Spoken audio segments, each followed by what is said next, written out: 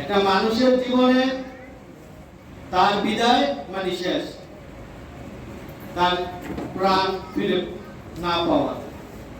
কিন্তু শিক্ষা কার্যক্রমের বিদায় সেটা হলো একটা ধাপ থেকে অতিক্রম করে শিক্ষা জীবনের এক এক স্তর বিদায় নিয়ে এক এক স্তরের মাধ্যমে শিক্ষা জীবনের সমাপ্তি ঘটানো।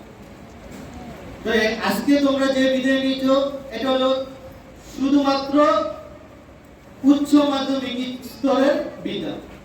এই বিদায়ের মাধ্যমে যারা পড়াশোনা করে ভালো ফলাফল অর্জন করবা তারা বিভিন্ন বিশ্ববিদ্যালয়ে শিক্ষা অর্জন করে নিজেকে কোয়ালিটি এবং গ্রাজুয়েশন কমপ্লিট করে বিভিন্ন পেশায় নিয়োজিত হবা, দেশ এবং জাতি করার কাজে তোমরা নিয়োজিত থাকবে।